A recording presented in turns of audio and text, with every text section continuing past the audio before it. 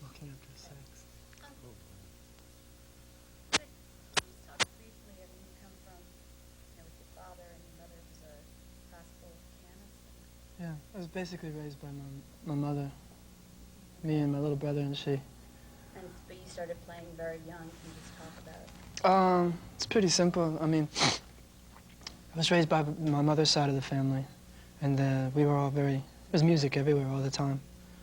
And my grandmother, she had this acoustic guitar, this gut string, in her closet. And I found it, and I claimed it for my own. And that's how I started playing. But I didn't really start playing, really getting proficient until I was about 13, and that was about the first time I got my first electric guitar. Electric guitar. And you know how that goes. I mean, like, electric guitar comes into a kid's life, the potential is like to take him away forever. And that's what happened. And that's about when you started your first song, when you were 13? 14. 13. Were you in bands growing up? All the time. In high school? All the time. Okay. Somehow, you know. But we moved around a lot, so it was always constantly settling down and picking up. So if I got anything happening, I had to leave it. And then you moved to Hollywood? I let my mom move on when I was about 17, and I stayed where I was, and I finished high school, and then I went to Los Angeles. Lived in Hollywood, 1810 North Cherokee. And how many were you in bands a lot then? Is that when you started? No, just basically scuffled around. And I was in projects, just trying to keep afloat. Little, like, home recording sessions for friends and stuff like that. This is basic, I mean, not when I met Mickey. This is basically the first really good band I've ever been in, ever. And this is really the first, because you were solo for such a long time. I went solo in order to get somebody like Mickey to come around. I found Matt, and I'd always known Michael, the guitar player. It all came together about 3 weeks before the recording of Graves. About 3 weeks? 3 to 6 weeks. 3 to 6 weeks. Not much. So basically, I came in like a whirlwind and ruined their lives for the better, I think. Yes. But it's like ruining your life for the better. That's what I did. So did you know before going into record that you eventually wanted? I knew, well, when I was doing the solo shows, I knew that I wanted a band, but I just didn't want pickup musicians, and I didn't want a transient situation, you know. I had enough of those. I wanted to find an ultimate, at least one ultimate in my life. And somebody that I would, meld with. And I knew Mickey was right. We were right the first night we jammed. It was about 2 o'clock in the morning, and we had to play very quietly. And he was very melodic and very strong. And so I knew. And then when me and Mick and Matt got together, the drummer, the very first night, we made up the music to Dream Brother.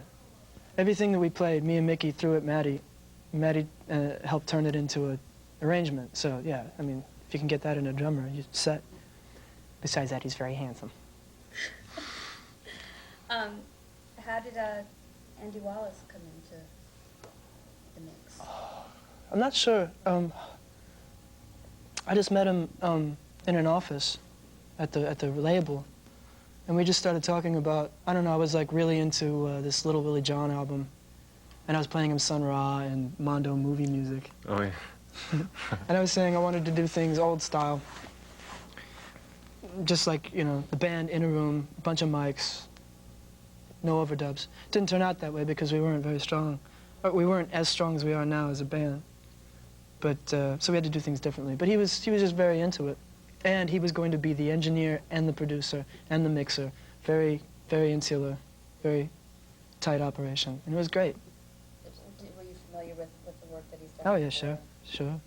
And what do you think he brought to the record more than, say, if you had somebody else? Andy Wallace brought focus. And where Matty sometimes couldn't get a direction from me because I was in a mood, he would look to Andy. And, any producer is there as an identity, as an idea, an idea person. And he was. And he was very receptive. He listened to a lot of things. Basically, a lot, the ideas on the album are mine, but his input sort of kept me grounded and kept us sort of thinking and talking amongst ourselves about how we wanted to do it. And that's half the song right there.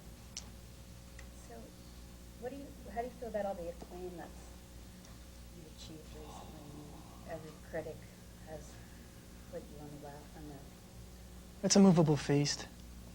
Let's see what happens next year.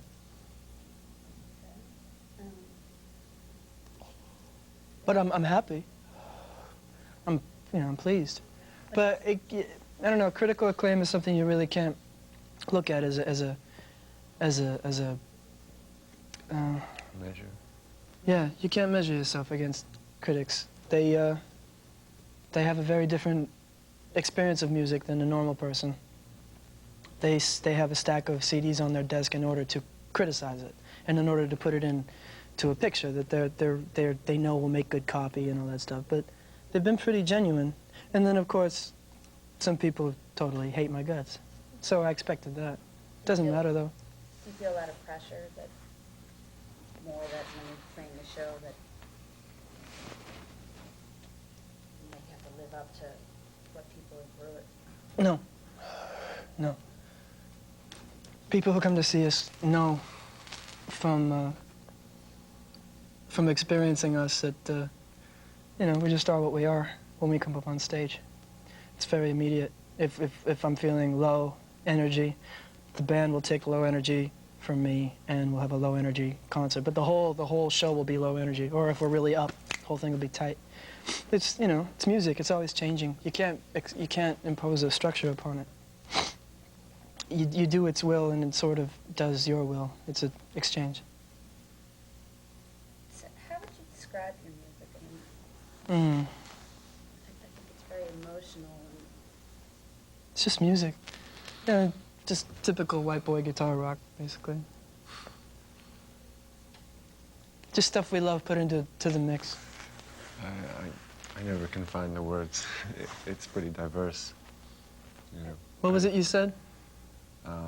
Well, initially, somewhere between Billie Holiday and Led Zeppelin. Yeah, sort of like, Smiths and Bad Brains. Was Led Zeppelin an influence for? Lots of things were an influence. The critics picked up on the Zepp influence, but that's all I heard when I was 5, was Zeppelin 2. Apparently, according to Spin, they're not alternative music, but I beg to differ. But there are other like things that come through. We like all kinds of bands, all kinds of experiences of music, not just guitar rock. It could be the birthday party, it could be Esquivel. We love them both. With that Leonard Cohen. Yeah, but the reason I did Hallelujah was because of the song and not because of Leonard. But I can't help but admire him, can you? You can't help but admire him. He's amazing. Has he heard? Hold on. Yeah. I want one of those. Nobody will mess with me. Okay. And what was the question?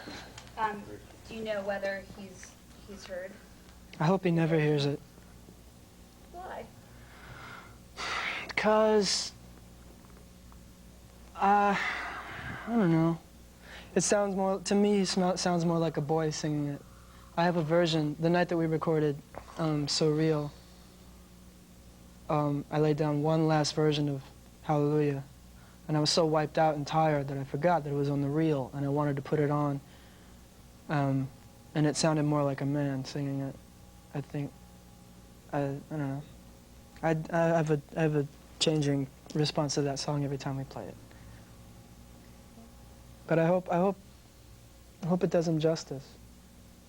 Because that's the thing about Leonard's songs, is that they can, go many different places. That's the cool thing about any song. Best songs have really strong legs, and they can find themselves in all kinds of situations.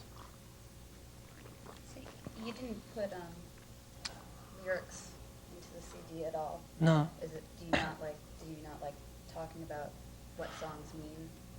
Yeah, because it's the experience of the songs are stronger if you have your own, if they just fall into your own experience.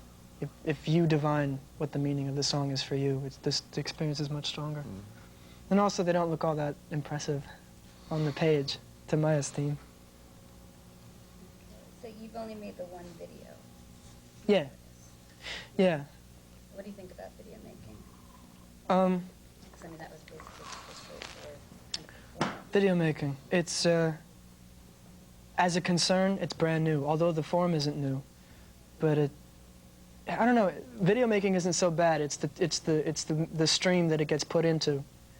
You